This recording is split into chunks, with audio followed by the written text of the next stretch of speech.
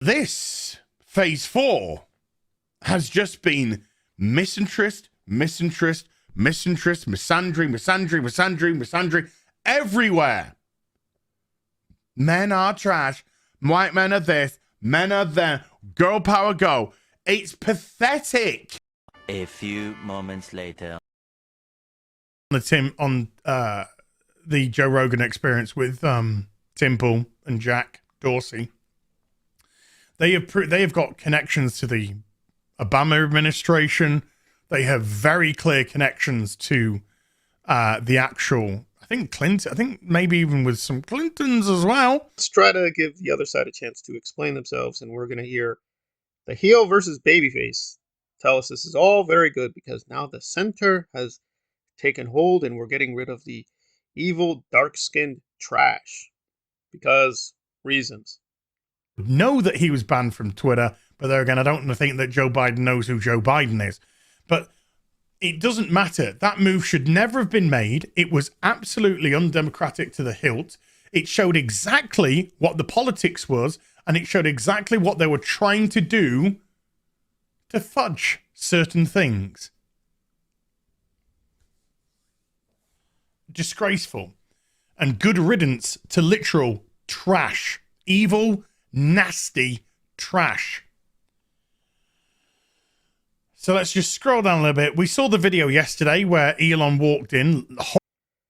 Well, no evidence is really provided that this woman controlled Twitter.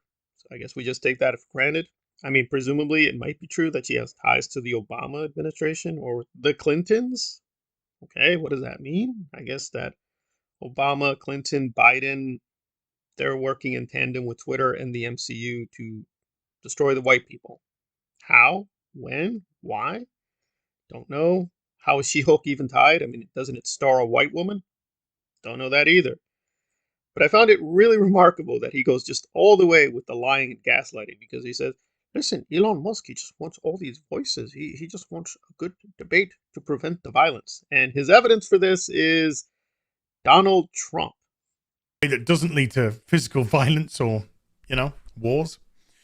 And it's very important that we don't create echo chambers, far left echo chambers and far right echo chambers. But I think it kind of goes beyond that. I mean, of course, I just deal in the realms of pop culture. But in the realms of pop culture, we've absolutely seen the echo chamber on one side. And people accuse us of being an echo chamber on the other side. Now, we try to give diversity of thought. There are people who vote from all different sides, who try and, have all different opinions about shows, no matter how crazy they could be. Lofty, looking at you. So at least we try. We just want to get back to a point where... So luckily, Elon will let back in Donald Trump so we can have a good central moderate debate.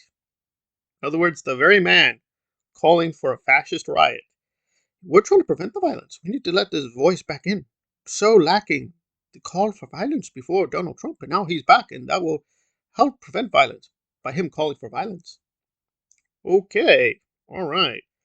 So your stance is pretty self-contradictory and just filled with, to put it mildly, logical impossibilities, but so be it. Now, was it a good decision or bad decision to ban Trump? Well, maybe, maybe not. It's not the most undemocratic thing. There are people in Burma and their free speech is really radically being suppressed.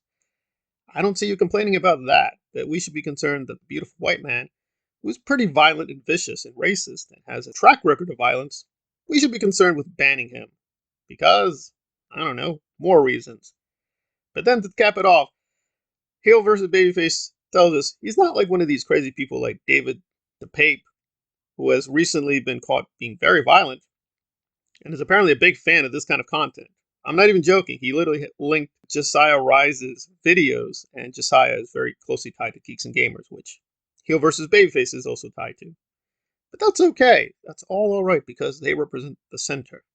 To swing in the opposite direction at all. I want to have some balance here, and people will be able to actually say, real things like get rid of grooming teachers without the fear of having your account banned, suspended, muted, suppressed, shadow banned, and all that fucking palaver, then that's good. And if people are crying and they're miserable on the other side of the fence here, this is because they know they're losing power, not that they're losing voice. They're not losing any voice whatsoever. They can still voice their opinion. Well, so far in this video, you provided zero evidence. We just have you're citing one conspiracy theorist who's a racist, and you're citing another conspiracy theorist who's pro-Hitler. And we're citing another conspiracy theory to another conspiracy theory to another conspiracy theory. We're not going anywhere. We're just keep mouthing these words. Biden, Twitter, the MCU, the She-Hulk, all tied together. And we've gotten literal empirical evidence, both recently and long-term, that this kind of talk keeps leading to tons of mass violence, which does hurt and kill people. But we should allow that. But the left, they need to be controlled. They'll still have a voice. We're just going to suppress it. I thought earlier we were like going to have a nice town hall. What's going on? I guess the nicest thing you could say about these people, I use the word people very loosely, is they haven't fully gone anti-Semitic, but pretty much everything else in terms of insane far-right conspiracy theories. Yes. A lot of racism and homophobia. Yes. Even pro-Nazi positions. Yep, we got that too with Tim Pool, who Nerdrotic was on a podcast with. So we have all this massive evidence that you guys are a bunch of lunatics and far-right cringe morons, but you're representing the center, which is critical as a part of this rhetorical strategy, because like, wait, if this is the center, what is far right, I guess? That we only have the KKK left. But, would I say Heel versus Babyface is the KKK? No, I grant he's not the KKK. He's not as evil or outright crazy as them. That's about it. I guess we can say the Babyface is not an outright anti-Semitic fascist moron. But is he an authoritarian? Oh yeah, he's definitely authoritarian. Is he a white racist? Well, the nicest you can say is he's a moderate white nationalist, because he keeps bringing this up about the white man being attacked and the conspiracy to destroy the white man, even though the MCU is still filled with tons of white people, tons of white men. In fact, they just announced Daredevil. He's going to have a show. So it is very close to fascism, but the nicest thing you could say is more Italian fascism, when it was at least pro-Jewish. That's about it.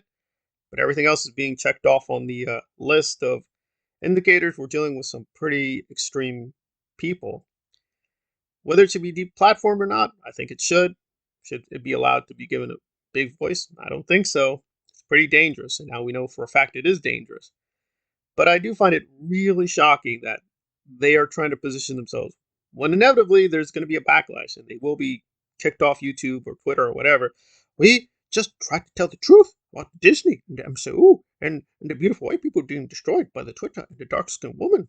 Or it could be you're just really just a lunatic, and your lunacy isn't informative, it isn't enlightening, it isn't helping us understand anything. It is just a complete maze of confusions about alleged this and alleged that going absolutely nowhere.